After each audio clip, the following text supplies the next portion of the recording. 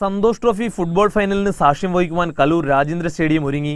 Quarter final മത്സരങ്ങൾ വീക്ഷിക്കുവാൻ കാണികളെത്താതിരുന്നത് നേരത്തെ സംഘാടകരെ വിഷമവൃത്തത്തിലാക്കിയിരുന്നു. എന്നാൽ കേരളം സെമി ഫൈനലിലെത്തിയതോടെ കഥ മാറി. ആയിരങ്ങളാണ് കളി കാണുവാൻ സ്റ്റേഡിയത്തിലേക്ക് ഒഴുകിയെത്തിയത്. മലബാറിലും ടിക്കറ്റ് ലഭ്യമായതോടെ ഇനിയും കാണികളുടെ എണ്ണം വർദ്ധിക്കുമെന്ന പ്രതീക്ഷയിലാണ് സംഘാടകർ. 50,000-ഓളം കാണികളെയാണ് പ്രതീക്ഷിക്കുന്നതെന്നും സുരക്ഷയ്ക്കായി 1,500-ഓളം വരുന്ന പോലീസ് ഉദ്യോഗസ്ഥരുടെ സേവനവും സ്റ്റേഡിയത്തിൽ ഉണ്ടാകുമെന്നും Kerala football association president Anilkumar അറിയിച്ചു. ഞായറാഴ്ച ബാങ്ക് വഴി ടിക്കറ്റ് ലഭ്യമല്ലാത്തതിനാൽ സ്റ്റേഡിയത്തിൽ പ്രവർത്തിക്കുന്ന പ്രത്യേക ടിക്കറ്റ് കൗണ്ടർ വഴി ടിക്കറ്റുകൾ രാവിലെ 10 മണി മുതൽ ലഭ്യമാകും. മുഖ്യമന്ത്രി ഉമ്മൻചാണ്ടി വിശിഷ്ടാതിഥിയായിരിക്കും. All India football federation general secretary Kushal ദാസും മത്സരം വീക്ഷിക്കുവാൻ എത്തിച്ചേരും. ഉച്ചയ്ക്ക് 2 മണി മുതൽ സ്റ്റേഡിയത്തിലേക്ക് കാണികൾക്ക് പ്രവേശിക്കാം. സന്തോഷ് ട്രോഫി ഫൈനൽ പ്രമാണിച്ച് നഗരത്തിൽ ഗതാഗത നിയന്ത്രണവും ഏർപ്പെടുത്തിയിട്ടുണ്ട്. 67ാമത് സന്തോഷ് ട്രോഫിയിൽ കേരളം സർവീസസ് കലാശ പോരാട്ടം തീപാറുമെന്നുറപ്പ്.